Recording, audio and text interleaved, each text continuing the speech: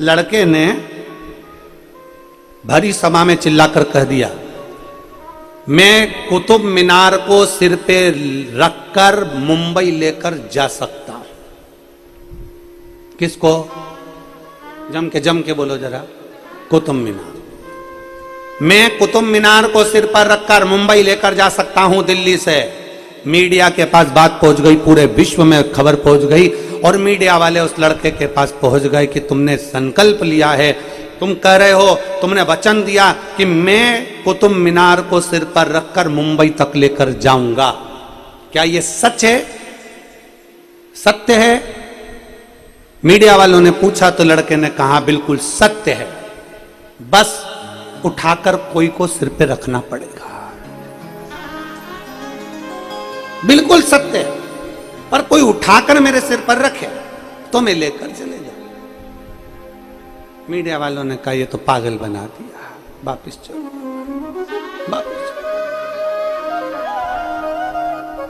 शिव पुराण कह रही है हमें शिव मिल सकता है, हमें शंकर मिल सकता है। दुनिया के लोग कहते हैं क्या जल चढ़ाने से शंकर मिल सकता है? क्या शंकर जी को बेलपत्र चढ़ाने से शिव जी मिल सकते हैं? अब दुनिया के लोगों को शिव महापुराण के पहले, जो शिव महापुराण की कथा पहले नहीं सुनी थी, तो लोग हरतालिका तीज के फुलेरे का महत्व नहीं जानते थे, लोग फुलेरे का वर्णन नहीं जानते थे, फुलेरा दूज का मतलब नहीं जानते थे। दुनिया के लोग भगवान शंकर की हरतालिका तीज के फुलेरे के महत्व को नहीं जानते थे। मंदिर के अंदर भी फुलेरे नहीं बनते थे। पर जब से दुनिया के लोगों ने शिव महापुराण की कथा को अपने हृदय से लगाया है, दुनिया के लोगों ने शिव महापुराण की कथा को सुनना प्रारंभ किया, तब से इस फुलेरे का महत्व दुनिया के लोगों को मालूम पड़ा कि इस फुलेरे का महत्व क्या है, इसकी छत्र छाया का महत्व क्या है।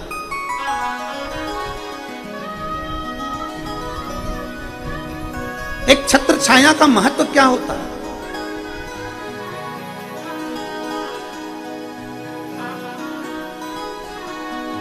आप लोगों में से किसी ने श्रीमद् भागवत सुनी है?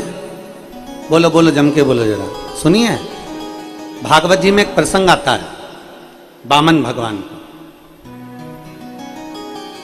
एक हाथ में छत्र, दूसरे हाथ में कमंडल, भिक्षा मांगने के लिए राजा बलि के दरवाजे पर पहुंच जाते हैं।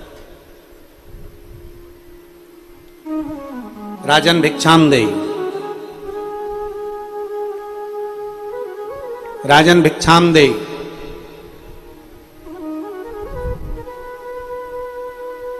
राजा बलि को सूचना मिल जाती है, भिक्षा देने के लिए आते हैं। गुरु शुक्राचार्य जी उन्हें मना कर देते हैं, मत। फिर भी वो भिक्षा दे ही देते हैं। वामन भगवान से माता लक्ष्मी जी ने एक प्रश्न किया भगवान नारायण से। जरा समझिएगा, श्रीमद् भागवत का बड़ा सुंदर भाव है। माता लक्ष्मी जी ने वामन भगवान से, भगवान नारायण से एक प्रश्न किया कि आप भिक्षा मांगने के लिए जा रहे हो, कमंडल लेकर जा रहे हो, यहां तक तो ठीक है, पर ये छत्र भिक्षा मांगने के लिए छत्र की क्या जरूरत है? इस छत्र की क्या जरूरत पड़ गई जो भिक्षा मांगने के लिए आप छाता लेकर जा रहे हो? अगर कोई ब्राह्मण किसी के दरवाजे से कुछ लेने के लिए जाए और बड़ा ठाट बाट में छत्र लगाकर, सोने का चवन डोलाते हुए, सोने चांदी की खड़ाऊओं को धारण करते हुए, चंदन खड़ाऊ पहनकर, खूब सुंदर परिधान, खूब सुंदर वस्त्र आभूषण पहनकर अगर किसी यजमान के यहाँ जाए और यजमान के यहाँ जाकर कहे भिक्षाम देहि, तो यजमान भी अंदर से कहेंगे बताओ इतना ठाट में तो आया है, इतना ठाट में आया है, इतनी महंगी महंगी गाड़ी से उतर रहा है, इतना महंगा महंगा ठाट है, इतना बड़ा मोबाइल कटे हुए सेवफल का, एप्पल का चला रहा है, और मालूम पड़े तो भी भिक्षा मांगने के लिए आ रहा है। अब उसके भीतर एक भाव प्रकट कि ये कैसा? तो लक्ष्मी जी ने भगवान नारायण से कहा कि आप भिक्षा मांगने के लिए जा रहे हो, आप भिक्षा लेने के लिए जा रहे हो राजा बलि के दरवाजे पर, एक हाथ में तुम्हारे कमंडल चलेगा, दूसरा बाजू में चटाई रखी है वो भी चलेगा कि आसन पे बैठना है, पर ये छत्र लेकर जाने की क्या जरूरत है? भगवान नारायण मुस्कुरा दिए और भगवान विष्णु ने मुस्कुरा कर कहा लक्ष्मी ये छत्र मैं अपने लिए लेकर नहीं जा रहा हूं, ये छत्र मैं अपने लिए लेकर नहीं जा रहा हूं, तो छत्र किसके लिए लेकर जा रहे हो? छत्र किसके लिए लेकर जा रहे हो? भगवान नारायण ने वामन अवतार में माता लक्ष्मी से कहा, वामन पुराण कहती है, भगवान विष्णु की पुराण कहती है, सुंदर वामन भगवान का चरित्र श्रीमद् भागवत कहती है, भगवान कहते हैं ये छत्र मैं अपने लिए लेकर नहीं जा रहा हूं लक्ष्मी। जब राजा बलि के पास में देने के लिए कुछ नहीं होगा, सब कुछ दे देगा, 3 पग में मैं सब कुछ नाप लूंगा, और राजा बलि के पास जब कुछ भी नहीं रहेगा तब वो अपना शीश मेरे चरणों में रख देगा। जब चरणों में रखेगा तो मेरे छत्र की छाया उस राजा बलि पर पड़ जाएगी, और जो मेरी छत्र छाया में आ जाता है उसे वापस पुनः वही की वही प्राप्त हो जाता है। मेरी छत्र छाया में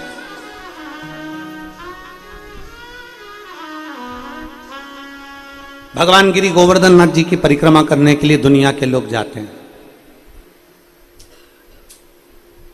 मेरे कांतानाथ जी की परिक्रमा करने के लिए लोग चित्रकूट जाते हैं, कामदगिरी बाबा की। द्रोणार्थ की परिक्रमा करने के लिए स्वयं काशी में जाते हैं 5 कोस।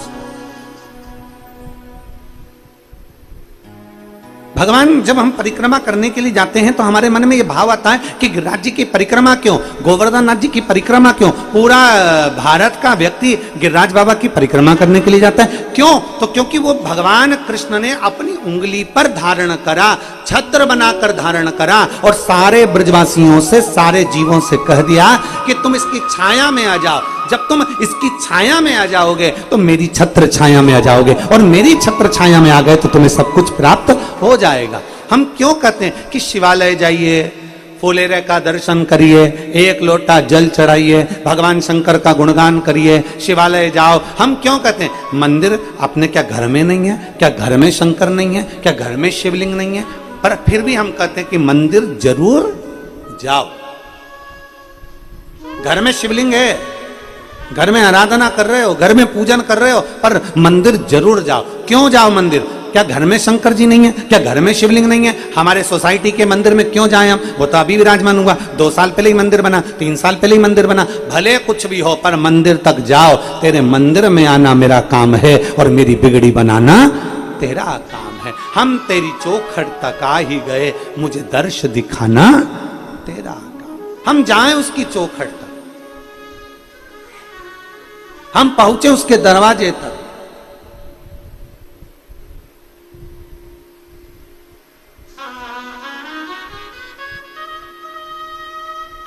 भाव से, हृदय से जब हम जाते हैं, दिल लगाकर, हृदय लगाकर जब हम भगवान शिव के पास पहुंचते हैं, शिव क्यों ना दे? छत्र की छाया भगवान विष्णु कह रहे हैं, लक्ष्मी जी ये छत्र मैं इसलिए लेकर चल रहा हूं, मेरे लिए नहीं, मैं राजा बलि के लिए लेकर जा रहा हूं। जब वो प्रणाम करेगा, मेरे छत्र की छाया में आ जाएगा, तो जितना उसने मुझे दिया है उतना उसे वापिस मिल जाएगा। और शास्त्र कहता है राजा बलि ने जो दिया था उससे ज्यादा सुतल लोक का निवासी राजा बनाकर भगवान विष्णु ने उसको विराजमान कर दिया। जो दिया उससे ज्यादा दे दिया। छत्र की छाया, फुलेरे का मतलब क्या है? हरतालिका तीज पे मेरी बहनें, हरतालिका तीज पर मेरी जीजियां, और हम तो निवेदन करेंगे कि एक बार दिल से केवल दिखावे से नहीं, किसी और वाले महाराज ने कह दिया तो चलो अपन करके तो देखे, प्रैक्टिकल करने में क्या जाता है? कर लो प्रैक्टिकल, तुम तो सियोर वाले महाराज की वचन का भी प्रैक्टिकल करो, और करते रहना चाहिए। प्रैक्टिकल में कभी पीछे नहीं हटना चाहिए। एक महाराज जी प्रवचन दे रहे थे,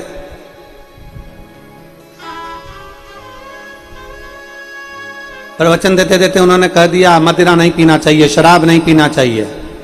शराब पीने वाला व्यक्ति गटर में पड़ा होता है, नाली में पड़ा होता है। महाराज का पहचान वाला बैठा था, उठ के खड़ा हो गया, चिल्लाकर बोला, महाराज इतना बड़ा बड़ा प्रवचन दे रहा, तेरा सग्गा भाई पी के तो गटर में पड़ा।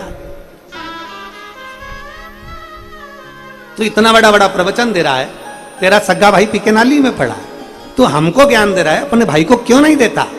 महाराज जी को क्रोध नहीं आया, मुस्कुराकर बोले, भैया देखो मैं भी प्रवचन दे रहा हूं, मेरा भाई भी प्रवचन दे रहा है, मैं मुंह से समझा रहा हूं, मेरा भाई प्रैक्टिकल करके दिखा रहा है।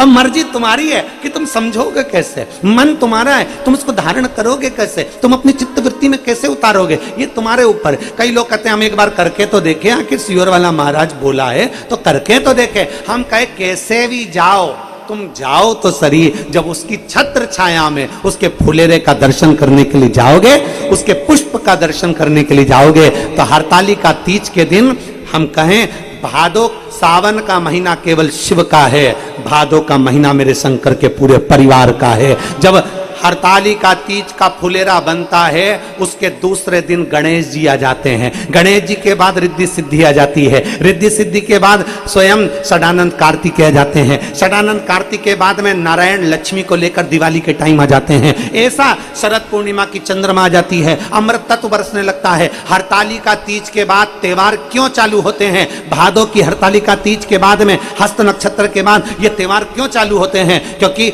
भादो के महीने में जो फुलेरे का दर्शन कर लेता है तो उसके घर में बुद्धि के देव गणेश, उसके घर में रिद्धि सिद्धि, उसके घर में लक्ष्मी नारायण, उसके घर में स्वयं देवता सब आकर विराजमान होना चालू हो जाते हैं। ये फुलेरे का महत्व है।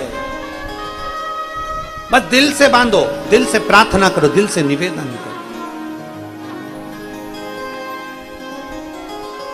अरे कोई जाए जो काशी में मेरा पेगा ले चल, कोई जाए जो काशी में मेरा पेगा ले चल।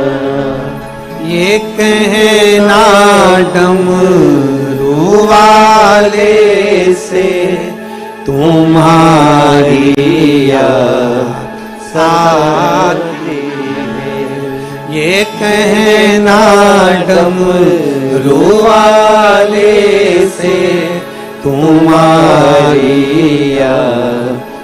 आती में, मैं खुद तो आ नहीं सकता, मेरा प्यारा ले जा।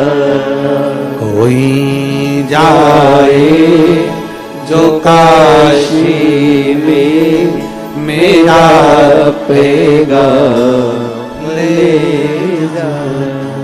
ये कहना काशी वाले से, ये कहना सीहोर वाले से तुम्हारी याद आती है। ये कहना काशी वाले से तुम्हारी याद आती है। देखो लगन हो।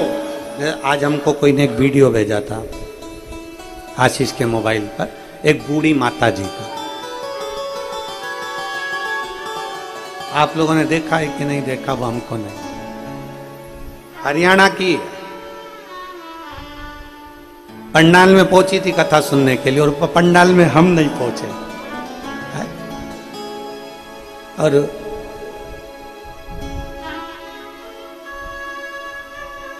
अब पंडाल में हम नहीं पहुंचे और वो पंडाल पहुंची। आप लोगों ने देखा कि नहीं देखा वो वीडियो हमको नहीं मालूम, पर उसका भाव इतना प्रबल था, इतना प्रबल उसका भाव।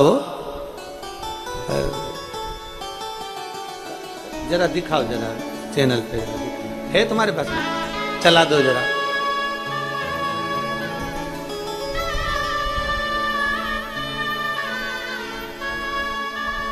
हरियाणा की है और यहीं गुरुग्राम की है, और बेचारी वो गुरुग्राम के पास में से कहीं से आई, और उसका भाव देखिए, उसकी भाव की शुद्धता देखिए, उसके भाव की निर्मलता देखिए। जरा विचार करिए उसके भाव का। और इतना ना जाने काय पे खड़ी है वो पाइप माइप पर, वो डंडे पर चिल्ला चिल्ला के किसी ने भेजा आशीष को, आशीष ने हमको दिखाया भाव।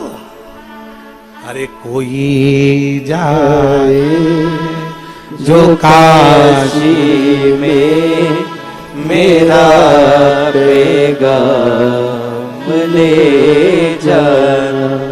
कोई जाए जो काशी में मेरा पैगाम ले जाना। ये कहना काशी वाले से तुम्हारी याद आती है। ये कहना सीहोर वाले से तुम्हारी याद आती है। मैं खुद तो आ नहीं सकती मेरा पैगाम ले जाना। मैं खुद तो आ नहीं सकता मेरा पैगाम ले जाना। कोई जाए जो काशी में मेरा पैगाम ले जाना। एक भाव अपने भीतर प्रकट करिए, एक भाव की निर्मलता अपने भीतर प्रकट करिए, और जब एक भाव हमारे भीतर प्रकट हो जाएगा तो शिव तत्व क्यों ना मिलेगा, शंकर क्यों ना मिलेगा।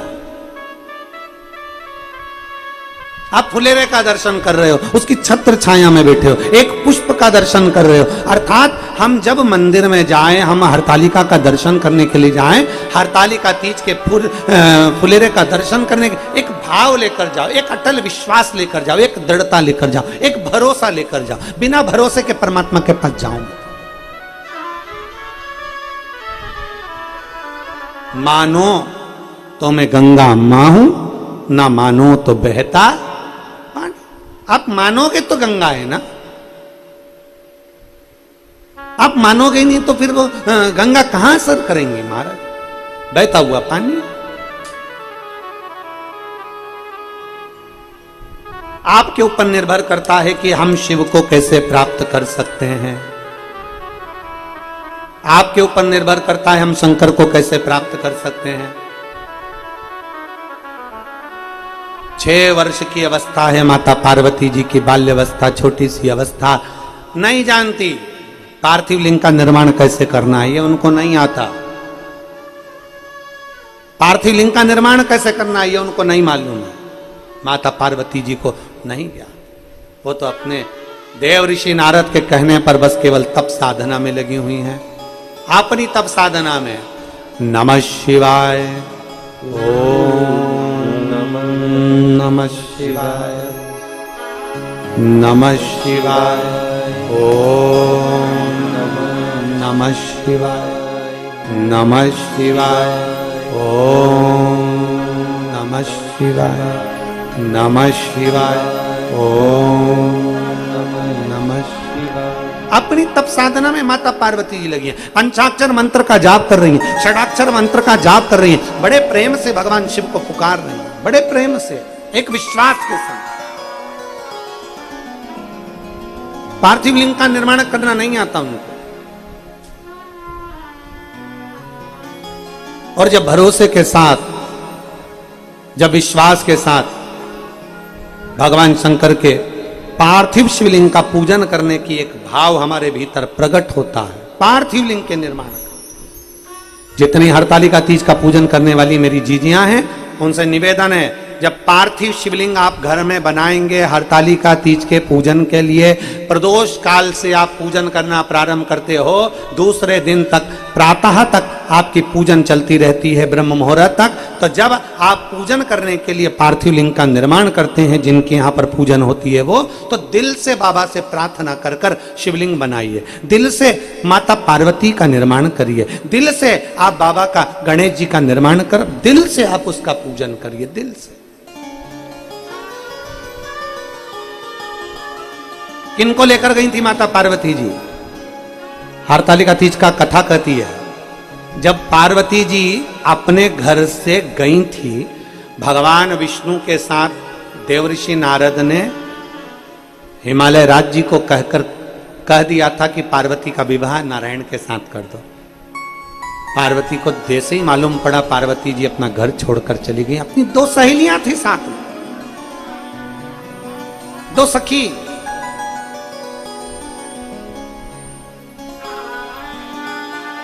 अपनी सहेलियों के साथ जा रही हैं माता पार्वती, अपनी सहेलियों के साथ। और माता पार्वती जी अपनी सहेलियों के साथ में जब गई, माता पार्वती जी एक वन में, एक गुफा में प्रवेश कर गई।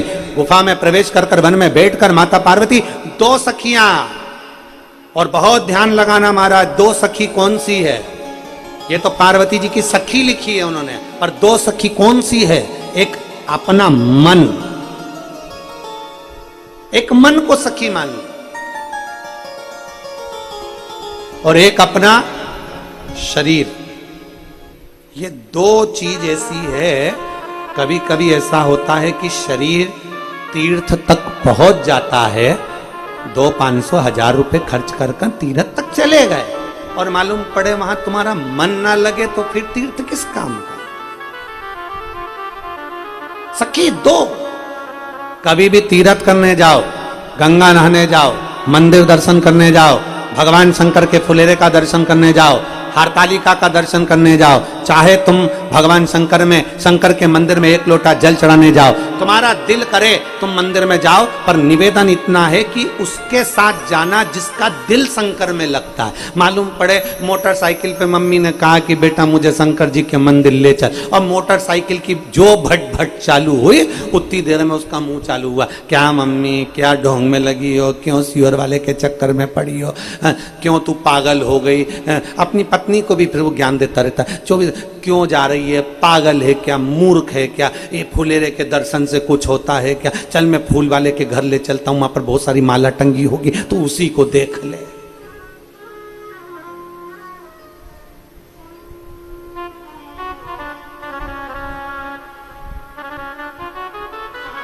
एक जो जिनकी आदत होती है ना कुछ कहने की, होता है। एक पति पत्नी बैठे हुए थे,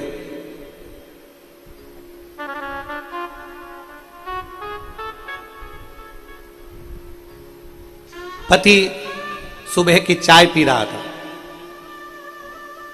पत्नी भी उसके पास में बैठी हुई थी, वो भी चाय पी रही थी।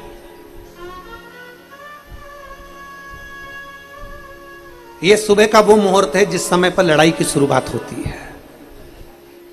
पति भी चाय पी रहा है, पत्नी भी चाय पी रही है। अब पति जो है वो बड़ा तर्क करने वाला था, पर पत्नी तर्क करने वाली नहीं थी। पत्नी तो बिल्कुल भगवान की भक्ति करने वाली थी, वो हर चीज में अच्छा देखती थी, और पति हर चीज में बुरा देखता था।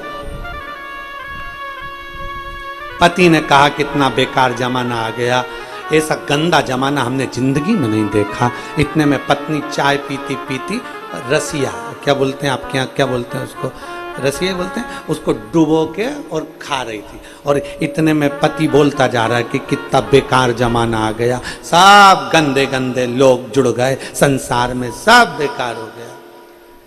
का वीडियो चला इस बार देखो, एक हरियाणा की बूढ़ी माँ, उसका वीडियो देखिए, जो आज कल कथा नहीं सुनने को मिली ना उसको, तो पंडाल में उसने कितना कितना चिल्लाया है, उसको देखिए। चालू करो जरा, उसकी आवाज आ रही है ना?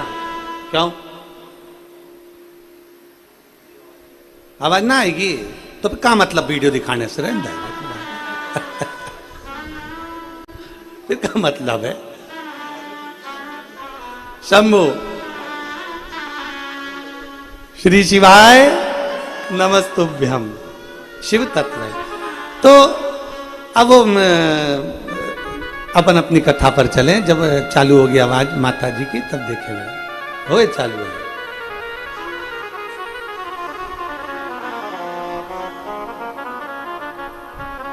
अब पत्नी वो रसिया डुबा डुबा के उसको खा रही थी, है? और पत्नी रसिया डुबा डुबा कर उसको खा रही। अब पति बोला कि सब बेकार जमाना है, सब बेकार, सब बेकार, सारा बेकार जमाना। बहुत पति फिर चिल्लाकर बोला, बड़ा बेकार जमाना आ गया, बड़ा बेकार जमाना आ गया। पत्नी बोली, काय का बेकार, इतना जोरदार जमाना है, आज के जमाने जैसा तो कुछ भी नहीं है, कुछ भी नहीं। पहले परिवार इतना बड़ा रहता था, अब छोटा हो गया। पहले के समय में कितना परेशानियां होती थी, घर में पानी टपकता रहता था, अब सब अच्छा हो गया। पहले जाने आने के साधन नहीं थे, अब सारे साधन हो गए। पत्नी सब में अच्छा देख रही, पॉजिटिव, और पति हर एक में नेगेटिव। इतने में पति को आ गया है, अब जो बोली और वो डोला, ये बोली और वो डोला। अब पति को आ गया गुस्सा। अब पति तो तर्क करने वाला, कहले क्या बेकार हो गया, आज के जमाने में जिसका भला करो वही जूता मार कर जाता है, आज के जमाने में जिसका अच्छा करो वही गलत करके जाता है। पत्नी ने कहा ऐसा नहीं होता, सब अच्छा होता है, अपने भाग्य से होता है। इतने में पति ने कहा देख, अब पति ब्रेड पे मक्खन लगा रहा था खाने के लिए। अब मक्खन लगाते लगाते लगाते पत्नी से बोला, देख जितना अच्छा करो ना आज के जमाने में उतना बुरा होता है। देख मैंने इस ब्रेड में मक्खन लगाया है ना, अगर ये ब्रेड नीचे गिरी ना तो मक्खन के बल पे गिरेगी। मतलब अपन तो अच्छा कर रहा है, मक्खन लगाया, उसके बाद ब्रेड गिरेगी तो मक्खन के बल पे गिरेगी। इतने में पत्नी ने बोला, नहीं नहीं ऐसा नहीं होता कि मक्खन के बल पे गिरेगी, मेरा मन कहता है कि ये मक्खन ऊपर रहेगा, ब्रेड नीचे रहेगी। देखो बूढ़ी माँ ने जो क्या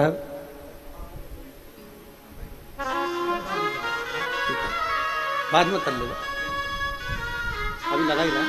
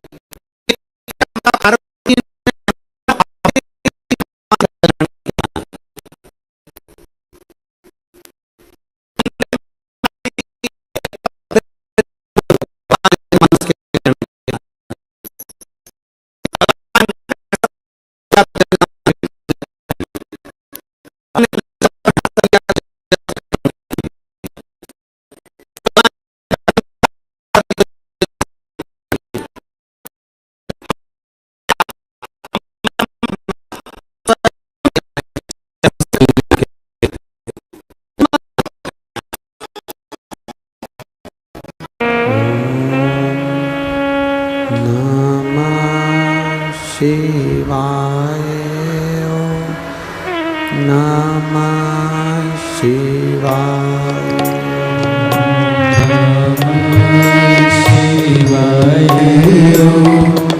नमः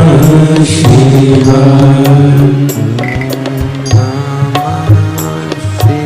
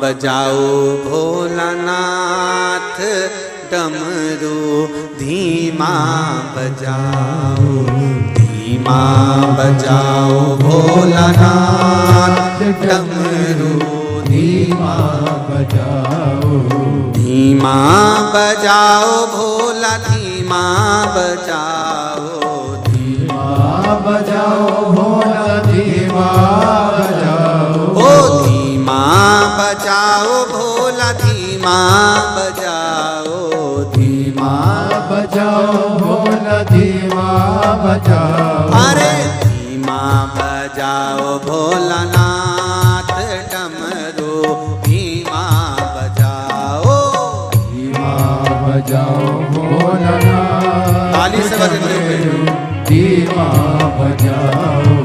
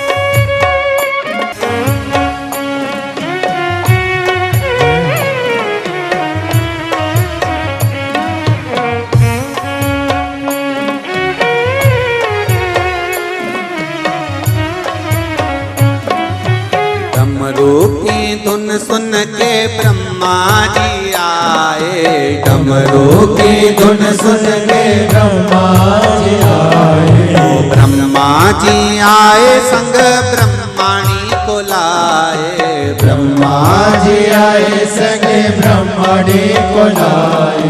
ब्रह्मा जी आए संग ब्रह्माणी को लाए, ब्रह्मा जी आए संगे ब्रह्मणी को लाए। अरे धीमा बजाओ भोलानाथ, डमरू धीमा बजाओ, धीमा बजाओ भोलानाथ, डमरू धीमा बजाओ। अरे धीमा बजाओ भोलानाथ, डमरू धीमा बजाओ, धीमा बजाओ भोलानाथ, डमरू धीमा बजाओ। अरे धीमा बजाओ भोला धीमा बजाओ, धीमा बजाओ भोला धीमा बजाओ। ओ धीमा बजाओ भोला धीमा बजाओ, धीमा बजाओ भोला धीमा बजाओ। अरे धीमा बजाओ भोलानाथ, डमरू धीमा बजाओ, धीमा बजाओ भोलानाथ, डमरू धीमा बजाओ। शंभो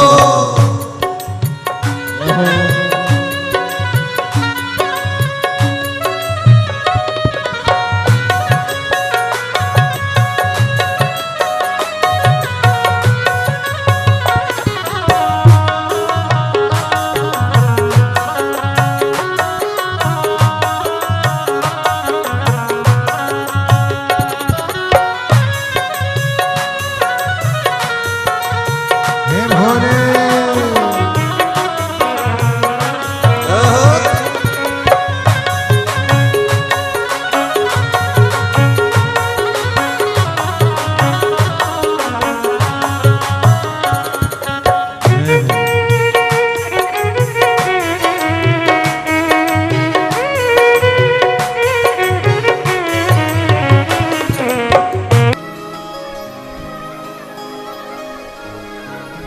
मां, जितना हक पुरुष का परमात्मा पर है, उतना हक माता का स्त्री का भी परमात्मा पर है।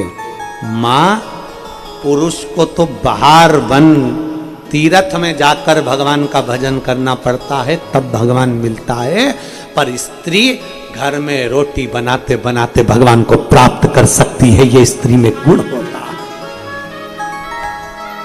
नारी का सबसे बड़ा फल यही है कि उसको कहीं जाना नहीं पड़ता। कोई तुमसे कह दे कि तुम सन्यासन बन जाओ, मत बनो, कह देना सियोर वाला महाराज मना करा है।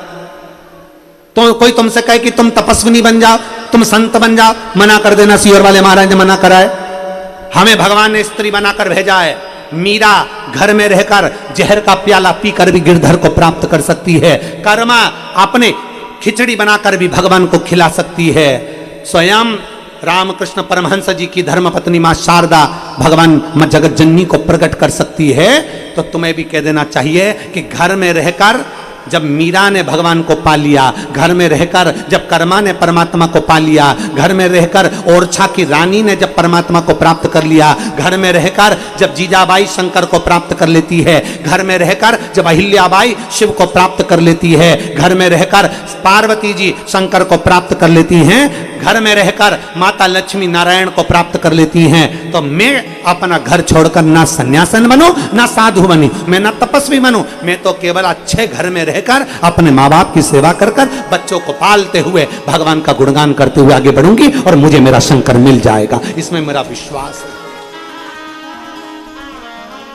कोई तुमसे कह दे तुम संत बन जाओ, साधु बन जाओ, सन्यास, ना ना ना ना, हमें नहीं बनना, कुछ नहीं बनना, अपने को तो शंकर के भक्त बनना। श्री शिवाय नमस्तुभ्यम। अपने को कहीं नहीं जाना, अपने को कहीं नहीं पहुंचना, केवल शंकर के मंदिर में जाना है, एक लोटा जल चढ़ाना है, और वो मंदिर भी कहीं दूर नहीं, अपने घर के पास में जो मंदिर हो वहां चले जाओ।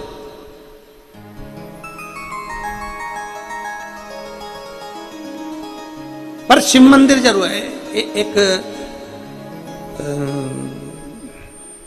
कथा स्मरण नहीं आ रही।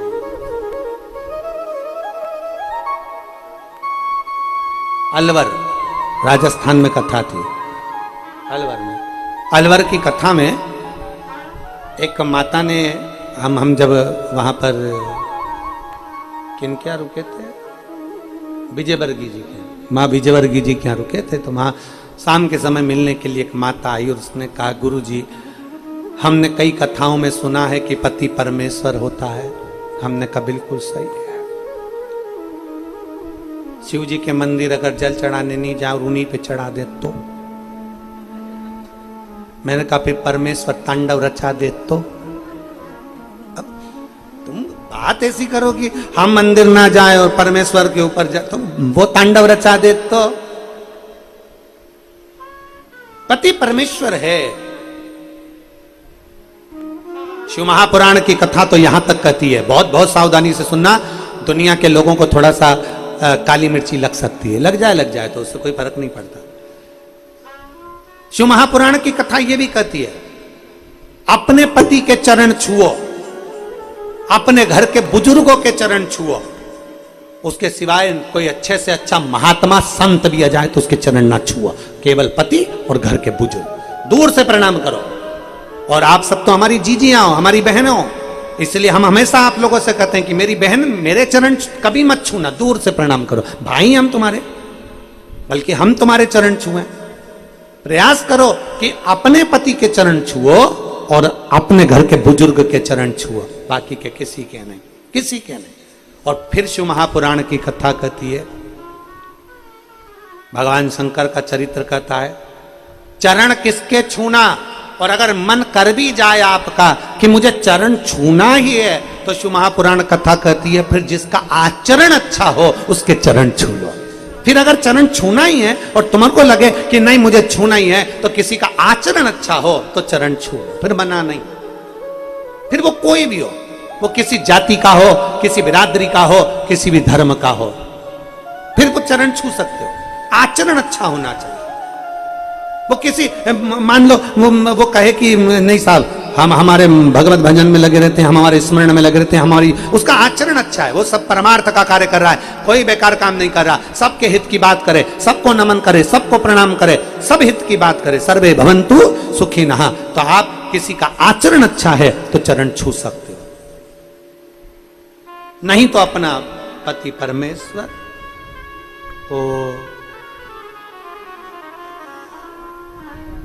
वो चोटी वाली जीजी की एक फिल्म आई थी ना, भला है बुरा है जैसा भी है, मेरा पति तो मेरा, बस चरण छुओ पति के, चरण छुओ घर के माता पिता के, चरण छुओ घर के बुजुर्ग के, किसी के।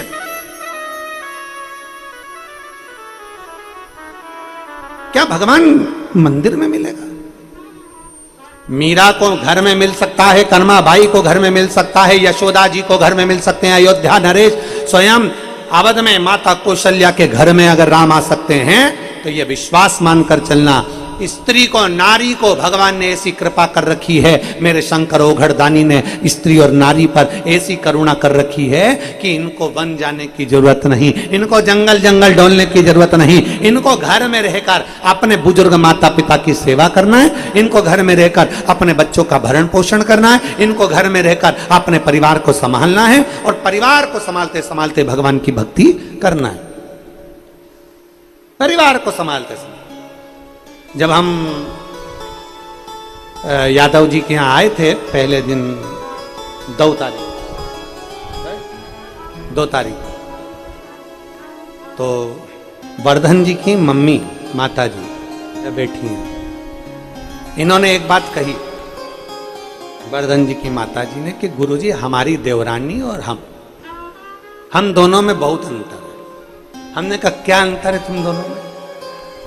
तो वर्धन की ये माता जी बोली, उनकी देवरानी भी बैठी है यहाँ, तो वर्धन की माता जी बोली देखो गुरुजी, हमारी देवरानी घर में रहती है, वो कहीं नहीं जाती, घर में रहकर ही कथा सुनती रहती है, टीवी का वॉल्यूम तेज कर देती है और घर में रहकर ही भगवान की भक्ति कर लेती है। हमारी देवरानी ने जाने का हक हमको दे रखा है, हमसे बोलती है जीजी तुम चले जाओ मैं संभाल लूंगी, जीजी तुम जाओ मैं संभाल लूंगी, जीजी तुम होके आ जाओ मैं संभाल लूंगी। तो हम दोनों का जो साझा है ना गुरुजी, वो भगवान की बड़ी कृपा है। तो ये शिव तत्व से प्राप्त है, ये भगवान शंकर की अविरल भक्ति से प्राप्त हो, ये दृढ़ता, ये विश्वास, ये भगवान शिव की अविरल भक्ति से प्राप्त हो।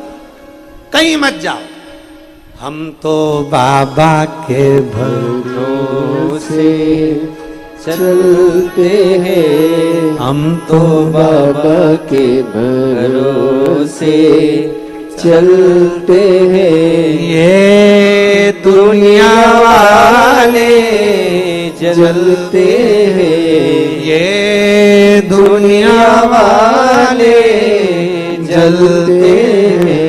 हम तो बाबा के भरोसे चलते हैं, हम तो बाबा के भरोसे चलते हैं। भगवान के आश्रित होकर,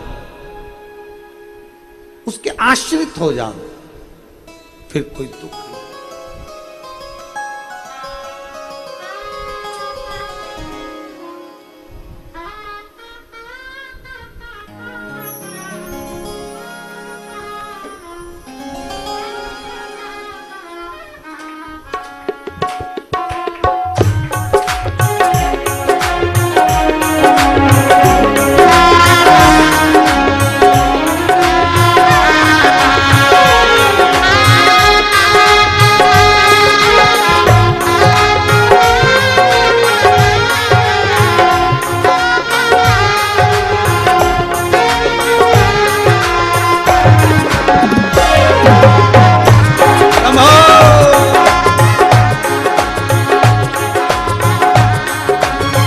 विपदा हमारी हर लो त्रिपुरारी भोले बाबा, विपदा हमारी हर लो त्रिपुरारी भोले बाबा। ओ विपदा हमारी हर लो त्रिपुरारी भोले बाबा, विपदा हमारी हर लो त्रिपुरारी भोले बाबा।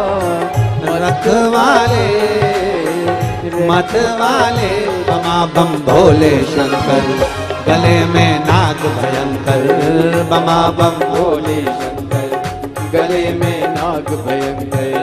बमा बम भोले शंकर, गले में नाग भयंकर बमा बम भोले शंकर, गले में नाग भयंकर। विपदा हमारी हर लो त्रिपुरारी भोले बाबा, ओ विपदा हमारी हर लो त्रिपुरारी भोले बाबा। विपदा हमारी हर लो त्रिपुरारी भोले बाबा, विपदा हमारी हर लो त्रिपुरारी भोले बाबा। मत वाले रखवाले, मत वाले रखवाले बमा बम भोले शंकर, गले में नाग भयंकर बमा बम भोले शंकर, गले में नाग भयंकर। बमा बम भोले शंकर, गले में नाग भयंकर। बमा बम भोले शंकर, गले में नाग भयंकर।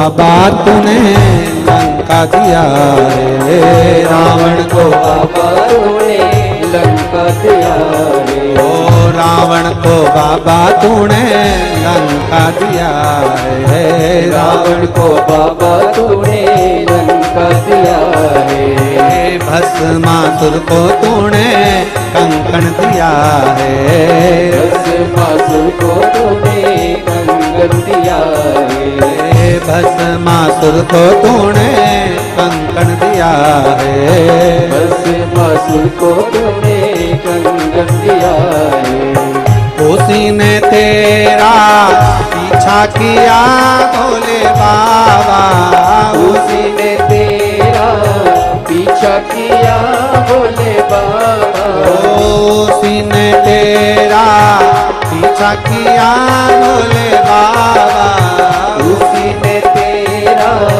पीछा किया भोले बाबा, मत वाले रखवाले, मत वाले रखवाले, बमा बम भोले शंकर, गले में नाग भयंकर, बमा बम भोले शंकर, गले में नाग भयंकर, ओ बमा बम भोले शंकर, गले में नाग भयंकर, बमा बम भोले शंकर, गले में नाग भयंकर,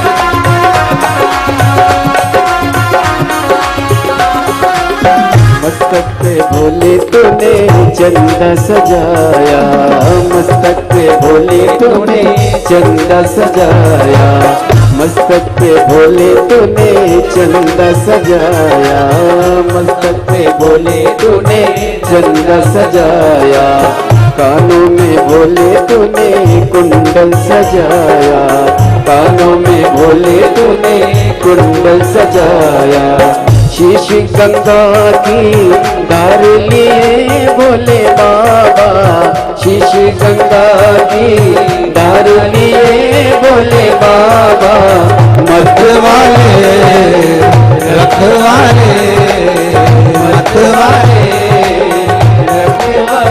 बमा बम भोले शंकर, गले में नाग भयंकर, बमा बम भोले शंकर, गले में नाग भयंकर, विपदा हमारी हर लो त्रिपुरारी भोले बाबा, विपदा हमारी हर लो त्रिपुरारी भोले बाबा, विपदा हमारी हर लो त्रिपुरारी भोले बाबा, विपदा हमारी हर लो त्रिपुरारी भोले बाबा, मत वाले रखवाले, मत वाले रखवाले, बमा बम भोले शंकर, गले में नाग भयंकर, बमा बम भोले शंकर, गले में नाग भयंकर, ओ बमा बम भोले शंकर, गले में नाग भयंकर, बमा बम भोले शंकर, गले में नाग भयंकर, बमा बम भोले शंकर,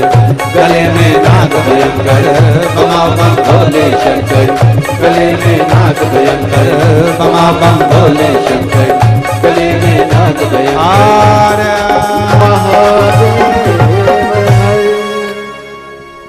अपने स्थान पर बैठकर भगवान शिव जी से आज हरतालिका तीज है। जितने भी भक्त शिव भक्त आस्था चैनल पर, फेसबुक, यूट्यूब पर लाइव इस कथा को श्रवण कर रहे हैं हरतालिका तीज के दिन, और जितने शिव भक्त इस पवित्र प्रांगण में ऑनलाइन कथा को श्रवण कर रहे हैं, दिल से बाबा देवाधिदेव महादेव से अपने मन की बात भाव के साथ हृदय से प्रार्थना करें। सभी लोग बड़े भाव से बाबा से कहें, जहां जगह मिले वहां बैठकर बड़े भाव से बाबा से निवेदन, आज हरतालिका तीज के दिन फुलेरे का दर्शन करते हुए बाबा को अपने मन की बात बड़े भाव के साथ दिल से। आज मेरी जीजियों का व्रत भी है, बाबा से भाव से कहिए।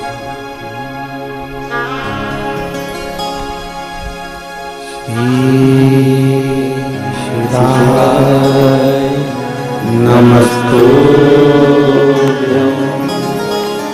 श्री शिवाय नमस्तु श्री शिवाय नमस्तु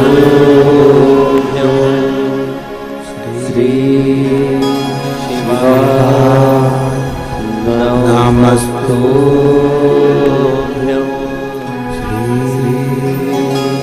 शिवाय नमस्तु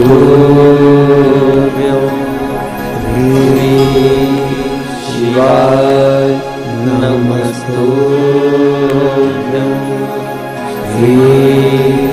शिवाय नमस्तु भोला काटो मारा ओ भोला, सब दुख काटो मारा, शंकर जपो तेरी माला, भोले बाबा जपो तेरी माला, भोला सब दुख काटो मारा, ओ भोला सब दुख काटो मारा, देश मंगल मंगलकारी, देश है मंगल मंगलकारी, शमशान वासी हमारा, शमशान वासी हमारा, ओ भोला सब दुख काटो मारा, ओ भोला, सब दुख काटो भाई। भगवान शिव जी से अपने मन की बात बड़े भाव के साथ हृदय से दिल से बाबा को कहिए। भगवान देवदेव महादेव का संवाद करता है। स्वयं कपिल देव महाराज माता देवती जी से कहते हैं, माता देवती से कहते हैं, माँ पुरुष और स्त्री में कोई भेद नहीं।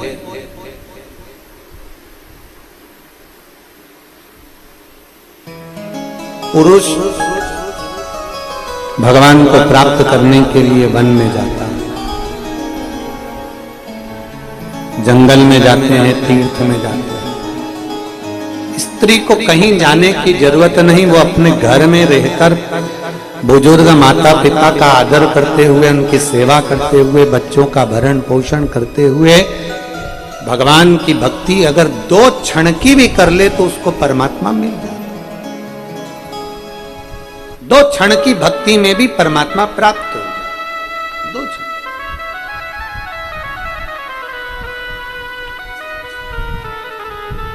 जितना समय हम परमात्मा को दें उतना समय हम अच्छाई देखने में। देखिए,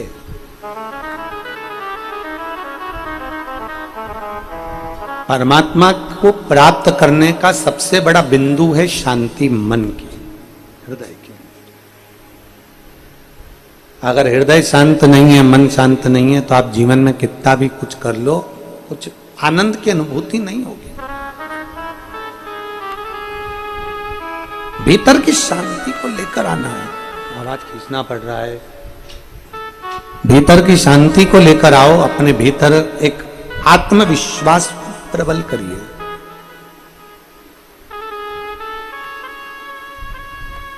अपने भीतर एक भरोसे को, एक दृढ़ता को, एक विश्वास को प्रबल करिए। और जब अपने भीतर एक भरोसा, एक विश्वास, एक दृढ़ता प्रकट करेंगे तो उसका एक आनंद अपने आप प्रकट हो जाएगा। मेरे भोले बाबा, मेरे भगवान पुरुष नहीं देखते, स्त्री नहीं देखते, जलचर नहीं देखते, वायुचर नहीं देखते, पशु नहीं देखते, पक्षी नहीं देखते, कोई जानवर नहीं देखते। मेरे भोले बाबा तो केवल इतना देखते हैं कि उसका मन, उसका हृदय कितना पवित्र है, उसका दिल कितना पवित्र है, उसका मन कितना पवित्र है, उसका हृदय कितना पवित्र है। उसने ये नहीं देखा मेरे परमात्मा ने कि तुम कौन हो। उसने तो केवल ये देखा कि तेरा हृदय कितना पवित्र है। चींटी में और मनुष्य में एक बहुत बड़ा अंतर है। चींटी रेत पर में भी, मिट्टी में भी, रेत में, धूल में, कंकर में शक्कर डाल दीजिए, चींटी कंकर नहीं उठाएगी, चींटी मिट्टी नहीं उठाएगी, चींटी बालू रेत नहीं उठाएगी, चींटी केवल शक्कर का कण ही उठाएगी, मिठास उठाएगी। चींटी केवल मिठास उठाती है।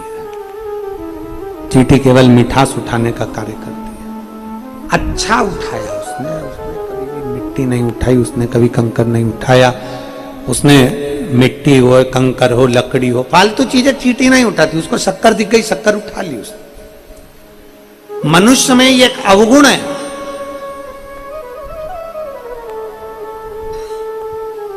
कथा सुनने भी बैठता है तो ये सोचता है कि मैं, महाराज ने क्या बोला उससे मतलब नहीं, महाराज ने क्या बेकार बोला उसको उठाना है। मंदिर में दर्शन करने गया तो उसमें मनुष्य में का अवगुण है कि भगवान को जल चढ़ा रहा है, पूजन कर रहा है, पर अवगुण ये देख रहा है कितना कीचड़ कर दिया तुमने, ये कर दिया तुमने, वो कर दिया। कई लोग मंदिर में, कई लोग ऐसे बैठे रहते हैं जो दिन भर लोगों को टॉर्चर करते रहते हैं। तुमने ऐसा कर दिया, तुमने वैसा कर दिया, तुमने ये क्या कर दिया, तुमने ये क्या चढ़ा दिया, तुमने वो क्या कर दिया। अरे कभी अच्छा भी देख ले कि कितनी दूर से चलकर कम से कम सनातन धर्म के भाव से मंदिर तो आ रहे हैं, कम से कम लोग मंदिर तक तो पहुंच रहे हैं। तुम दिन भर भगवान के पास बैठने के बाद भी तुम्हारा चित्त गंदगी छाटने में लगा है। तूने ये गंदा कर दिया, तूने ऐसा चढ़ा दिया, तूने वैसा चढ़ा दिया, तुमने ये कर दिया, तुमने वो कर दिया। नहीं, भगवान के जितने करीब में रहो उतना अच्छा देखने का प्रयास करो।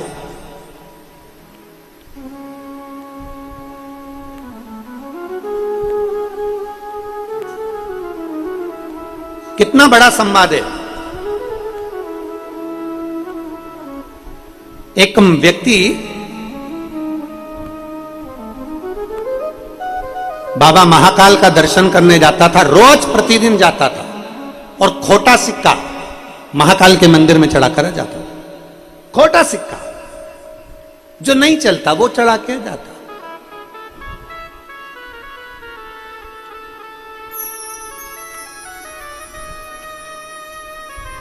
रोज मंदिर में जाए, रोज खोटा सिक्का चढ़ाए, रोज मंदिर में जाए, रोज खोटा सिक्का चढ़ाए, प्रतिदिन मंदिर में जाए, प्रतिदिन खोटा सिक्का चढ़ाए। अब इतने में वहां पर एक सेवादार को गुस्सा आ गया, और सेवादार सेवा करने वाले को जब गुस्सा आया तो वो तुरंत खोटा सिक्का लेकर और वो एक संत के पास गया, महाकाल मंदिर के पुजारी जी के पास में गया और कहा, महाराज जी देखो ये रोज आता है और रोज खोटा सिक्का चढ़ाता है, रोज खोटा सिक्का चढ़ाता है। पुजारी जी मुस्कुरा दिए, महाकाल मंदिर के पंडित जी मुस्कुरा दिए और मुस्कुराकर बोले, कोई बात नहीं, खोटा सिक्का चढ़ाने वाले को ये मालूम है, खोटा सिक्का चढ़ाने वाले को ये ज्ञात है, उसको मालूम है कि जो दुनिया में कहीं नहीं चल सकता वो महाकाल के पास चल सकता है, इसलिए वो खोटा चढ़ाकर जाता है। जो दुनिया में कहीं ना चले, जो दुनिया में कहीं ना चल रहा है, वो महाकाल के पास चल रहा है, मेरे शंकर के चरणों में चल रहा है, मेरे शिव के करीब में चल रहा है। कैसा भी हो, शिव को समर्पित। आप जलचर हो, थलचर हो, वायुचर हो, आकाश का पक्षी हो, पशु हो, जानवर हो, कैसे हो, परमात्मा के मंदिर में कथा सुनने बैठे हो तो ये विचार कर कर बैठना कि मुझे अच्छा ही ग्रहण करना है। कथा में जो महाराज जी बोले अच्छा अच्छा बोले कि शंकर के मंदिर कैसे जाना है, पूजन कैसे करना है, फुलेरा का दर्शन कैसे करना है, क्या करना है, ये मुझे अच्छा ही ग्रहण करना है। कई लोग कथा में बैठकर भी कथाई में से कुछ बुराइयां छाटते रहते हैं। चींटी से ये हमको सीखना है, मनुष्य में ये सबसे बड़ा अवगुण है कि वो अच्छाई को छोड़ देता है और बुराई ग्रहण कर लेता है। चींटी मिट्टी में से भी शक्कर का कण ढूंढ लेती है, चींटी रेत में से भी, बालू में से भी शक्कर निकाल लेती है। अर्थात चींटी को मालूम है कि गंदा मुझे छोड़ देना है, बेकार मुझे छोड़ देना है और मुझे अच्छा ग्रहण करना है, अच्छा ग्रहण। मेरा निवेदन है आज हरतालिका तीज के अवसर पर, जितनी मेरी जीजियां व्रत रखी हो ना रखी हो, जितने मेरे भाई, जितने मेरे जीजा, मेरी बेटियां, मेरी माताएं, मेरे भाई जितने कथा श्रवण कर रहे हैं, उनसे निवेदन है आज से संकल्प ऐसा ले लो कि हम जब भी भगवान के मंदिर जाएंगे हमें बुराई नहीं देखना। हम शिव के शिवालय में जा रहे हैं, हमें बुराई नहीं देखना। हम कथा में बैठ रहे हैं, हमें बुराई नहीं देखना। हम शिव पुराण में गए, हमें बुराई नहीं देखना। हमें गंदगी नहीं देखना, हमें अच्छाई देखना, अच्छाई देखना। दुनिया के लोग, मैं इस कथा के माध्यम से कहना चाहूंगा वर्धन जी, दुनिया के लोग दूसरी कथाओं में अगर कहीं गए हों तो उनको बैठने के लिए सोफा, कालीन सब देखा जाता है, पर जब शिव महापुराण की कथा होती है पंडाल लगता है बड़ा बड़ा, पंडाल पूरा भरा जाता है, बाहर रोड पर लोग बैठते हैं, ग्राउंड में लोग बैठते हैं, अपना बिछाने का साथ लाते हैं, अपना छाता साथ लाते हैं, अपनी पानी की बोतल साथ लाते हैं। वो ये नहीं देखते कि मैं कहाँ बैठा हूं, उसको तो लगता है कि मैं शंकर के करीब में हूं, मैं शिव के सामने हूं, मैं शंकर के पास में हूं। उसे कोई फर्क नहीं पड़ता कि वो कहां बैठा है। उसकी मूलता है मेरा शंकर, उसकी मूलता है शिव महापुराण का पंडाल, उसकी मूलता है शंकर तत्व को, शिव तत्व को प्राप्त करना। और हम धन्यवाद देंगे गुड़गांव के, इस गुरुग्राम के, हरियाणा के सभी श्रोता भाई बहनों को। भले तुम्हें पंडाल में बैठने का मौका नहीं मिला हो, और कल की कथा में वर्धन जी कहे हैं कि योग बनेगा और बाबा बुलाएगा तो फिर वापिस बड़े से बड़े स्तर पर शिव महापुराण की कथा इस गुरुग्राम में होगी। और इतना बल आपको वर्धन जी को देना है, इतना बल देना है कि वो आगे चलकर इसी शिव महापुराण की कथा करवा सके, यादव परिवार इस कथा को फिर आयोजित कर सके। इतना बल आपको प्रदान करना है कि वो कथा हो। और हम निवेदन करेंगे आने वाले समय में जो कथाएं हैं, जैसे ये कथा तो 3 तारीख से 7 तारीख तक कल पूर्ण हो जाएगी। सुबह 8 बजे से 11 बजे तक कथा ऑनलाइन यहाँ कथा होगी मंडप में, और दिखाने में टीवी पर वही 1 बजे से 4 बजे तक होगी। और उसके बाद में 12 तारीख से 18 सितंबर तक सीहोर में जो हमारी गादी की कथा होती है वो कथा अग्रवाल धर्मशाला में होगी। वहाँ इतनी जगह नहीं, इसलिए उसको ऑनलाइन नहीं करते हैं और ना वो टीवी पर आती है, बस पंडाल में वहीं अग्रवाल धर्मशाला में होती है, जिसका समय 2 बजे से 5 बजे तक रहता है। फिर 20 तारीख से 24 सितंबर तक कांटा कुरीडीही कुकरेल धमतरी छत्तीसगढ़ में 5 दिवसीय श्राद्ध पक्ष में कथा रहेगी। श्राद्ध में ही दूसरी कथा 26 सितंबर से 2 अक्टूबर तक नांदगांव नासिक महाराष्ट्र में होगी, जहां के आमदार, जहां के विधायक महोदय इस कथा को कराएंगे। शिव महापुराण की कथा जहां तुम्हारे नजदीक में हो, और ये 16 श्राद्ध की जो कथा है, इसमें निवेदन है कि जो लोग कथा के पंडाल में आ रहे हैं या मंडप में आ रहे हैं वो अपने साथ अपने पूर्वजों का फोटो भी ला सकते हैं और उस कथा को श्रवण करें। और ये संकल्प विटले सेवा समिति ने, व्यास गादी ने लिया है कि 16 श्राद्ध में 16 ही दिन जहां जहां कथा है श्राद्ध की, सब जगह पर समिति की ओर से भी भंडारा चलेगा। और उस भंडारा को समिति नहीं, आप सबको मिलकर चलाना है जो टीवी चैनल के माध्यम से कथा को श्रवण कर रहे हैं। आपका सहयोग चैनल के माध्यम से प्राप्त हो और उस भंडारे को आप और हम सब मिलकर चलाएं। 16 दिन तक श्राद्ध पक्ष में खूब भाव से जितने शिव भक्त कथा सुनने आए सबका मुंह झूठा हो, आपके कण मात्र से भी वो मुख झूठा हो, बड़े प्रेम से कथा। भगवान देवादिदेव महादेव का पवित्र चरित्र। और एक निवेदन है, 16 श्राद्ध में एकम तिथि हो, दूज तिथि हो, 30 तिथि हो, चतुर्थी हो, पंचमी हो, छठ हो, सप्तमी हो, जिनके पूर्वजों की जो भी तिथियां उस समय पर पड़ेंगी, उन तिथियों में प्रतिदिन 2 दिन में 1 दिन आपको जो आप मिसकाल दे रहे हैं, उस मिसकाल पर आपको एक मैसेज हर 2 दिन में पहुंचेगा श्राद्ध पक्ष का, कि अगर हमारे यहाँ पर कोई विघ्न आ रहा है, श्राद्ध पक्ष में कोई जीव चले गया अचानक और उसका कोई दोष हमारे यहाँ बताया, कालसर्प दोष बताया या पितृ दोष बताया या वास्तु दोष बताया, तो उसका हल कैसे कर सकते हैं श्राद्ध पक्ष में। हर 2 दिन में एक मैसेज आपके पास पहुंचेगा, जो आप मिसकाल दे रहे हैं उस मिसकाल पर आपको, केवल आप मिसकाल देंगे मतलब मोबाइल से आपने फोन लगाया, एक बटन बजेगा और वो बंद हो जाता है, मिसकाल हो जाता है आपका। आपको उसमें एक मैसेज आएगा व्हाट्सएप पर, फिर आपको सूचना आना हर 2 दिन में प्रारंभ हो जाएगी। मिसकाल नंबर जितने लोग टीवी पर देख रहे हैं वो मिसकाल कर सकते हैं, 74338। फिर वापिस 74338, ये मिसकॉल नंबर है जिस पर आप मिसकॉल देंगे तो आप समिति से जुड़ जाएंगे और आपको सूचनाएं आना प्रारंभ हो जाएगी। तो शिव महापुराण की कथा कर रही, भगवान शंकर का चरित्र कर रहा, एक विश्वास के साथ शिव से जुड़ा।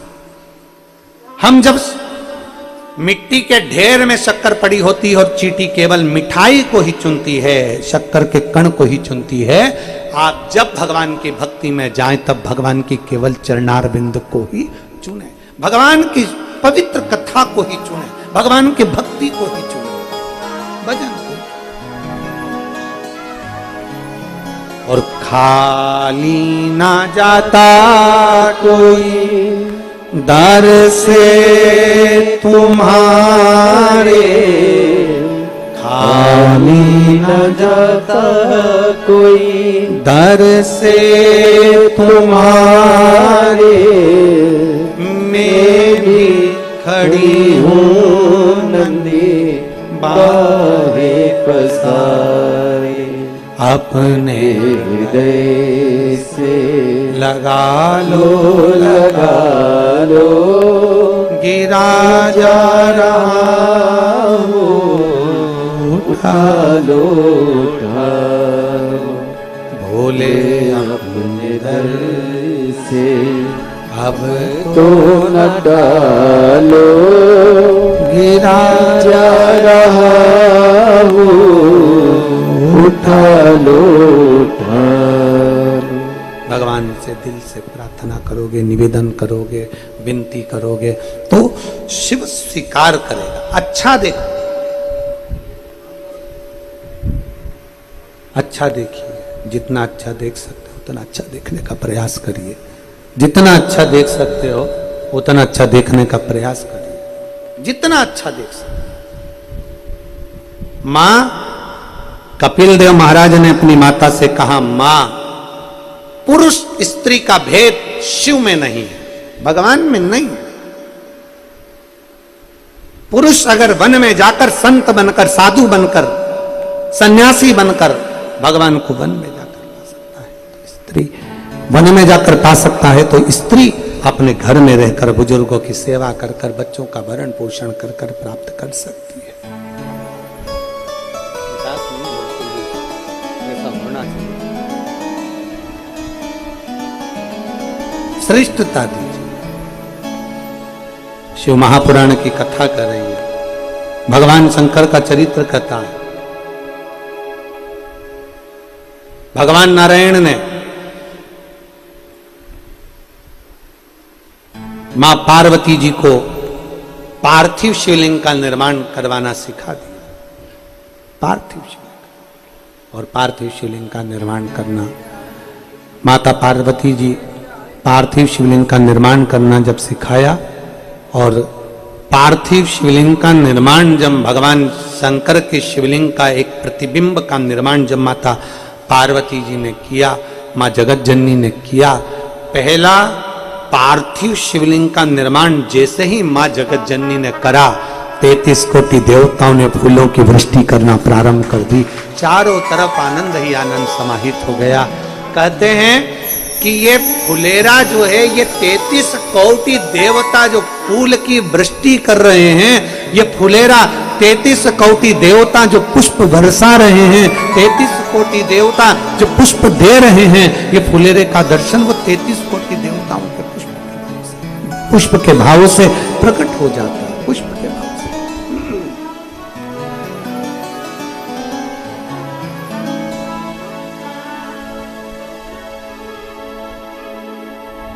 शिवलिंग का निर्माण किया और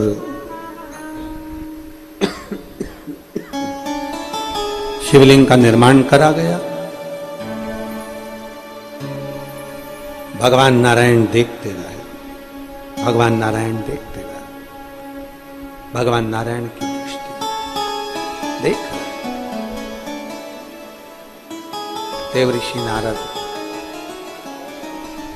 देवऋषि नारद की जैसे ही माता पार्वती जी ने भगवान शंकर के पार्थिव लिंग का निर्माण किया, और देवऋषि नारद ने कीर्तन करना प्रारंभ किया। कीर्तन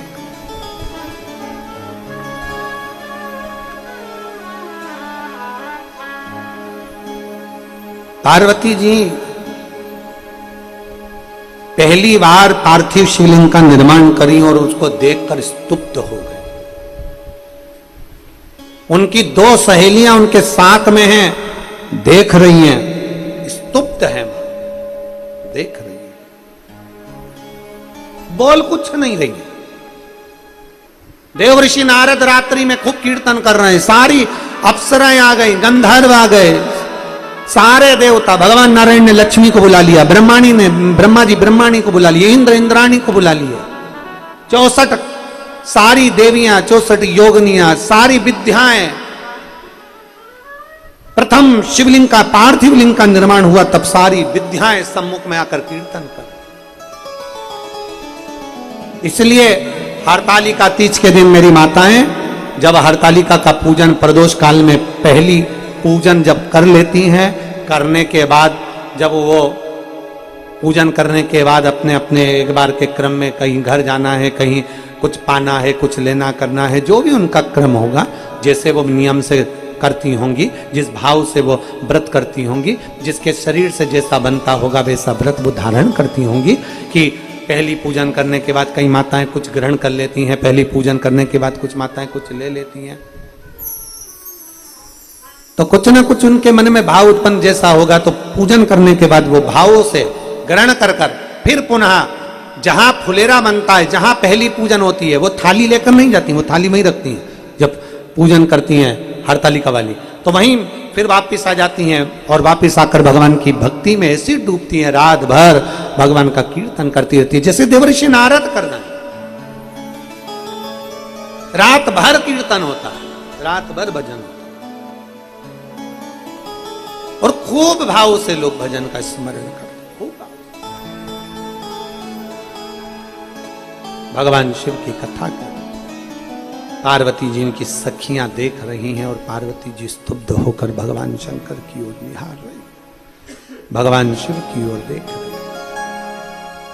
देवता पुष्पों की वृष्टि कर रहा है, गंधर्व गान कर रहे हैं, अप्सराएं नृत्य कर रहे हैं। प्रतिदिन पार्वती जी को यह नहीं मालूम था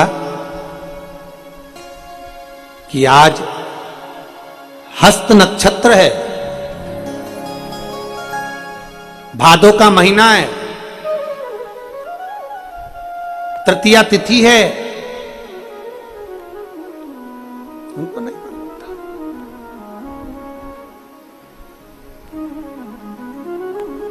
सुंदर शुक्ल पक्ष है, उनको नहीं मालूम था। वो तो भगवान की सेवा में, तप साधना में इतनी डूबी थी कि उनको कुछ ज्ञात ही नहीं था। पर देवताओं ने सहयोग प्रदान करा। अचानक अगर फुलेरा, अचानक अगर पार्थिव, अचानक अगर आपके घर में बन रहा है, आज भूलवश हरतालिका के दिन भूलवश आप शंकर के शिवालय तक पहुंच गए हो, तो कहीं समझना कि शिव की बड़ी कृपा हुई है, शंकर की बड़ी कृपा। मेरे भोलेनाथ ने बड़ी दया कर दी, मेरे शंकर भगवान ने बड़ी करुणा कर दी, मेरे शंकर ने बड़ी कृपा करी है, बड़ी दया करी है, मेरे शिव ने बड़ी कृपा करी। और पूजन हुई। क्या चढ़ाए मां पार्वती? सखियां गई, बेलपत्र नहीं, पत्तियां तोड़ कर लिया, पार्वती जी के हाथ में दे दिया, समर्पित कर दिया। 7 वृक्ष की पत्तियां माता पार्वती की सखियां लेकर आई, माता पार्वती जी को दिया, समर्पित कर दिया। दौड़कर जल लाई, पार्वती जी को दिया, जल समर्पित कर दिया।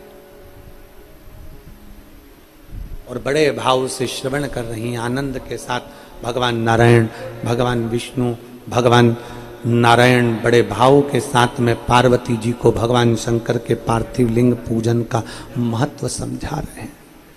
पार्थिव लिंग पूजन का महत्व समझा रहे हैं भगवान शिव। देखिए, हरतालिका तीज की कथा कहती है कि शंकर पार्वती को यह कथा सुनाते हैं, और शिव महापुराण की कथा कर रही है भगवान नारायण माता पार्वती को यह वर्णन कर रहे हैं कि पार्थिव लिंग का महत्व क्या है।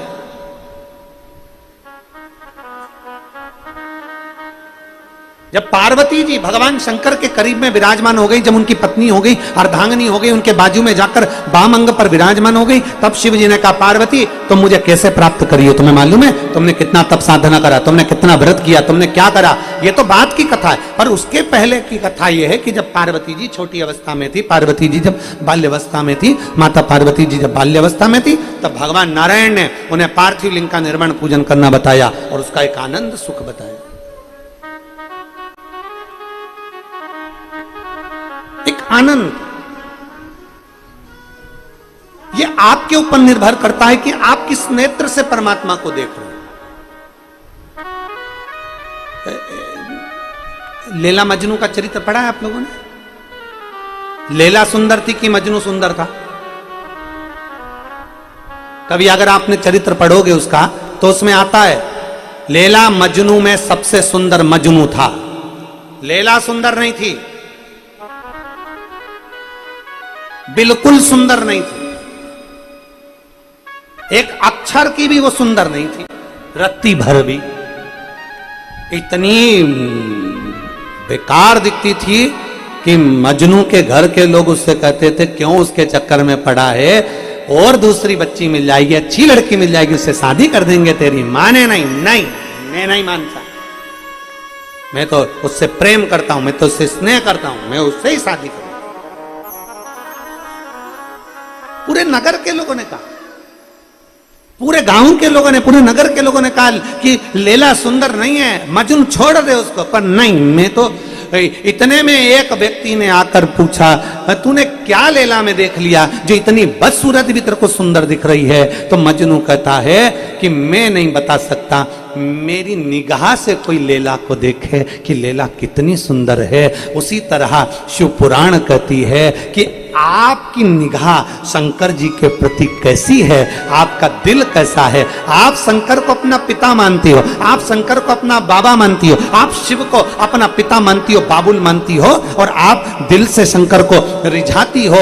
आपके अंदर शंकर के प्रति कितना भाव है। और घर के और भी लोग होंगे जिनका शंकर के प्रति भाव नहीं होगा, वो कहेंगे तुम क्या जानती हो, तुम क्या कर रही हो, क्यों जल चढ़ा रही हो, क्यों बेलपत्र चढ़ा रही हो? तो उनसे कहना, तू एक बार मेरी निगाह से शंकर को देख कर देख कि शंकर मेरा है क्या। अपनी निगाह से देख, अपनी निगाह से, अपनी दृष्टि से जब हम देखेंगे तो हमें समझ में आएगा कि हमारा शिव क्या है, हमारा शंकर क्या है। दुनिया के लोग कह दें शंकर अच्छे नहीं, दुनिया के लोग कह दें जल मत चढ़ा, दुनिया के लोग कह दें बेलपत्र मत चढ़ा, कोई दुनिया के लोग कह दें कि जल चढ़ा हुआ मत पियो, कोई कह दे कि श्री शिवाय नमस्तुभ्यम मत बोलो, कोई कहे कि ये तो मंत्र नहीं, ये तो ये नहीं, ये तो वो नहीं। दुनिया के लोग कहते रहेंगे, पर उनसे कहना, मैंने जब से जपा है तब से मेरा शिव ने कृपा करी है, मैंने जब से जल चढ़ाया है तब से मेरे शंकर ने कृपा करी है। ये समझो, हमारी दृष्टि से देखो कि शंकर क्या है।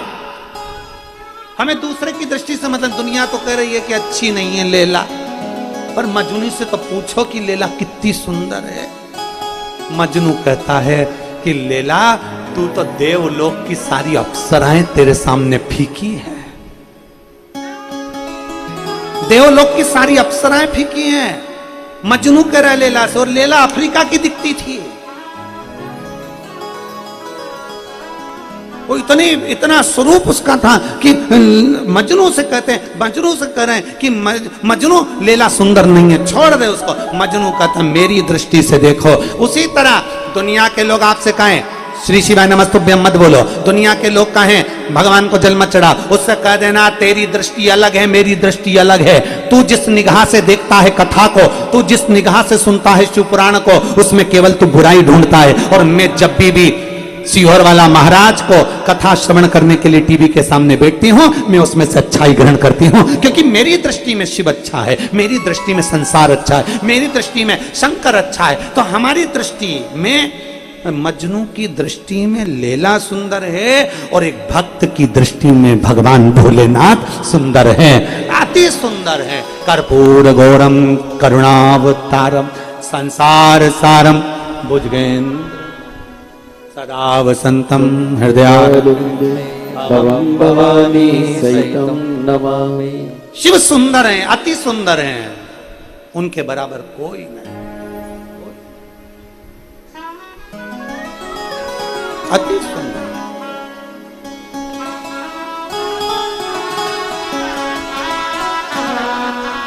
भोलेनाथ से निराला यहाँ को नहीं, भोलेनाथ से निराला कोई नहीं। ओ कोई नहीं रे यहाँ, कोई नहीं, कोई नहीं रे यहाँ, कोई नहीं, कोई नहीं रे यहाँ, कोई नहीं, कोई नहीं रे यहाँ, कोई नहीं। मेरे बाबा से निराला यहाँ कोई नहीं, मेरे बाबा से निराला यहाँ कोई नहीं।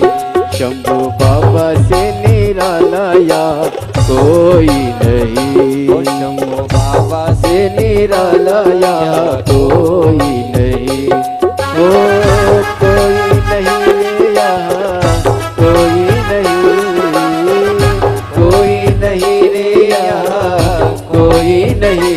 मेरे बाबा से निराला यहाँ कोई नहीं, मेरे बाबा से निराला यहाँ कोई नहीं। ओ शिव का डमरू डम डम बोले, अगम निगम के भेद ये खोले, डमरू डम डम बोले, अगम निगम के भेद ये खोले। ओ शिव का डमरू डम डम बोले, अगम निगम के भेद ये खोले। शिव का डमरू डम डम बोले, अगम निगम के भेद ऐसा डमरू बजाने वाला कोई नहीं, ऐसा डमरू बजाने वाला कोई नहीं, ऐसा डमरू बजाने वाला कोई नहीं, ऐसा डमरू बजाने वाला कोई नहीं। मेरे बाबा से निराला कोई नहीं, मेरे बाबा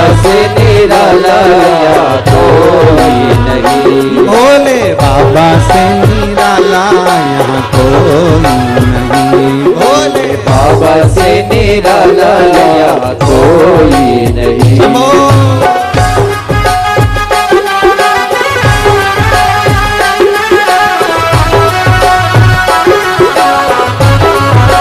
जय हो।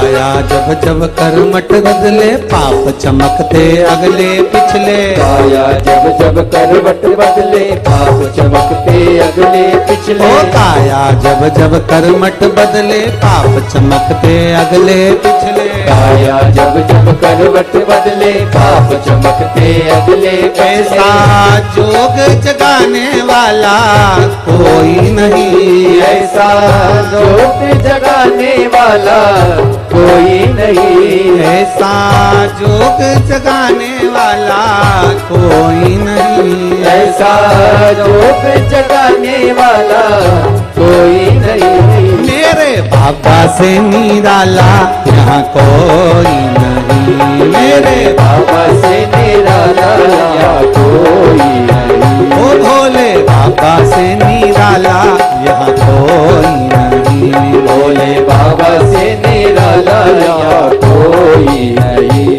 ओ कोई नहीं रे यहाँ कोई नहीं, ओ कोई नहीं रे यहाँ कोई नहीं, ओ कोई नहीं रे यहाँ कोई नहीं, कोई नहीं रे यहाँ कोई नहीं। भोले बाबा से निराला यहाँ कोई नहीं, भोले बाबा से निराला यहाँ कोई नहीं। नमो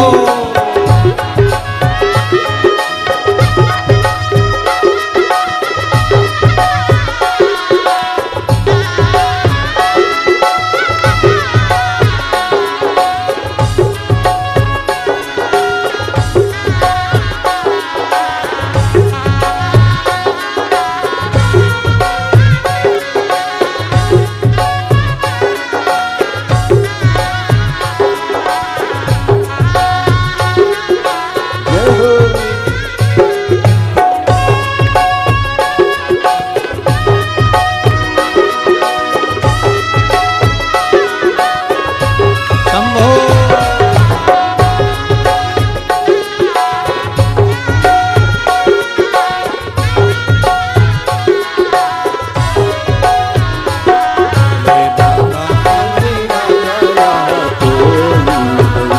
भोले बाबा से निराला यहाँ कोई नहीं।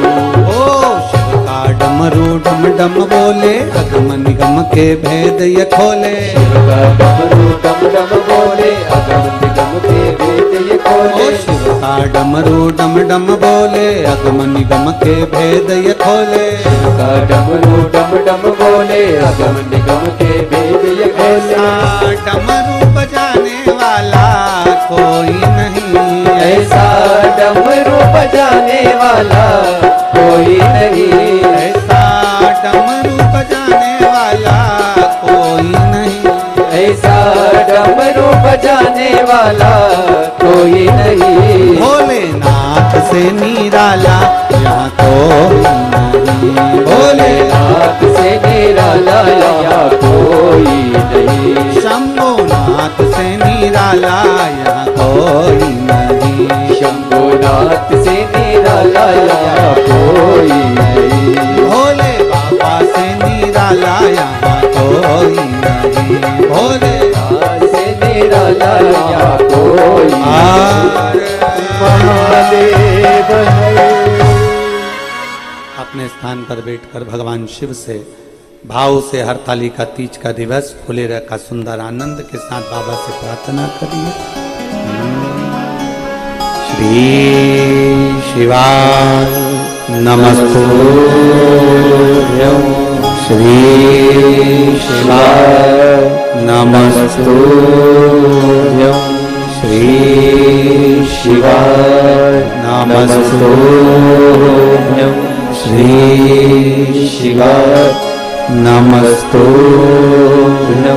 श्री शिवाय नमस्तुभ्यं। भोला सब दुख काटो मार। ओ भोला सब दुख काटो मार। शिव शंकर जपो तेरी माला। बाबा जपो तेरी माला।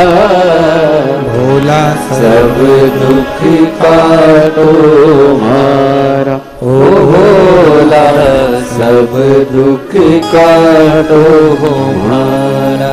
देश है मंगल मंगलकारी। देश है मंगल मंगलकारी। निवासी हमारा निवासी हमारा। ओ भोला सब दुख काटो मार। ओ भोला सब दुख काटो मार। भगवान देवाधिदेव महादेव शिव ओ गढ़दानी त्रिकालदर्शी माँ पार्वती जी अपनी सखियों के साथ मिलकर हरताली का पूजन करती हैं। रात्रि के मध्य में भगवान शिव आकर माता पार्वती जी को दर्शन देते हैं। एक विश्वास के साथ शिव की आराधना। दुनिया अपनी दृष्टि से कुछ भी देखे, जितनी मेरे भारत की भूमि की जितनी मेरी माताएं, मेरी जीजा, मेरी जीजियां, मेरी बेटियां, बेटा, मेरी माएं, मेरे भाई जो शिव महापुराण की कथा को श्रवण कर रहे हैं, शिव को अपनी दृष्टि से देखिए। मेरे ओघड़दानी को, मेरे ओघड़नाथ को, मेरे शंकर भगवान को अपनी दृष्टि से देखिए। दूसरे की दृष्टि कैसी भी हो, उसको शिव कैसे भी दिख रहे हो, शंकर कैसे भी नजर आ रहे हो, पर अपनी दृष्टि में शिव को अपने पिता के तुल्य, अपने बाबा के रूप में हम शंकर को देखें। भगवान शंकर को अपना बनाकर देखें, अपना बना। एक भक्ति के साथ, एक विश्वास के साथ। जब माता पार्वती जी को शिव मिल गए, हरतालिका व्रत करने के बाद में जब भगवान शंकर प्राप्त हो जाते हैं तो गणेश जी, रिद्धि सिद्धि सब आ जाते। आज हरतालिका हो जाएगी, कल गणेश जी बैठ जाएंगे। मतलब हरतालिका का, फुलेरे का वो वर्णन है कि रिद्धि सिद्धि और गणेश आते ही हैं अगर दिल से आपने दर्शन किया, दिल से पूजन करी है तो। दिल से अगर पूजन करी और दिल से आपने दर्शन किया, खूब प्रेम से, खुश होकर, मेरी भारत की, मेरे देश विदेश में बैठी हुई माताएं आज हरतालिका बड़े प्रसन्न होकर, बड़े खुश होकर पूजन करिए, बड़े प्रसन्न। मुख उतार कर नहीं, हमने सुबह से कुछ नहीं खाया, पानी भी नहीं पिया, मुंह उतर रहा है, ना ना ना, प्रसन्नता, बहुत प्रसन्नता में शिव की आराधना। और जब मेरे भोलेनाथ की आराधना पूर्ण होगी तो भगवान शंकर गणेश जी को लेकर रिद्धि सिद्धि के साथ जरूर आएंगे। कल पूरा देश, पूरा विश्व भगवान गणेश जी की मिट्टी की सुंदर स्वरूप अपने अपने घरों में विराजमान करते हैं। हमने पहले भी गणेश जी के लिए आपको वर्णन किया है कि गणेश जी जब बैठते हैं 10 दिन, उसके बाद विदा होते हैं, विसर्जन होते हैं। हम गणेश जी को बुलाते हैं रिद्धि सिद्धि के साथ। गणेश जी का जब विसर्जन हो, रिद्धि सिद्धि हमारे घर से नहीं जाना चाहिए। बेटा जाए कमाने पर बहू हमारे घर में रहे, बेटा जाए कहीं पर काम से पर बहुएं घर में रहे, क्योंकि इन बहुओं से तो रौनक है घर की। इसलिए गणेश जी को बिठाते समय जहां गणेश जी बैठे अपने घर में जहां विराजमान करो, 2 बिंदी, एक कंकु की एक हल्दी की, 2 बिंदु 2 बिंदी दीवाल पर, जहां गणेश जी बैठते हैं जहां विराजमान करते हैं वहां दीवाल पर 2 बिंदी या 2 स्वस्तिक अवश्य बना देना चाहिए। क्यों? क्योंकि अगर गणेश जी विसर्जन भी हो जाएंगे तो वो 2 बिंदी रिद्धि सिद्धि के भाव से हमारे घर में साल भर हमारे यहां विराजमान रहे, हमारे यहां पर रिद्धि सिद्धि भरी रहे, विराजमान रहे। या तो 2 स्वस्तिक बना दो या 2 बिंदी रख दो हल्दी कुंकु, पर वो होना चाहिए। क्योंकि विसर्जन के समय पर गणेश जी जाएं तो जाएं, पर रिद्धि सिद्धि हमारे घर में रहे। गणेश जी तो पुत्र के भाव में घूमने गए, काम से गए, कार्य के लिए गए, पर रिद्धि सिद्धि हमारे घर में सदा विराजमान रहे, हमारी बहुएं हमारे घर में सदा विराजमान। ये भाव रखते हुए वहां रिद्धि सिद्धि को विराजमान करो। शिव तत्व कह रहा है, भगवान शंकर का चरित्र कहता है। बड़े आनंद के साथ मां अपने उपटन से श्री गणेश जी महाराज को विराजमान करती हैं। फिर रिद्धि सिद्धि के मंगल विवाहों का प्रसंग जैसा अपन श्रवण करते आए वैसा प्रसंग होता है। प्राप्ति शिव की, प्राप्ति शिव भगवान अपने नयन को हरतालिका तीज के दिन ऐसे नयन को बना लो कि मैं सब में अच्छाई देखूं, मैं शंकर की बुराई ना सुनूं, मैं शिव की निंदा ना सुनूं, मैं शंकर का गुणगान करूं पर शंकर के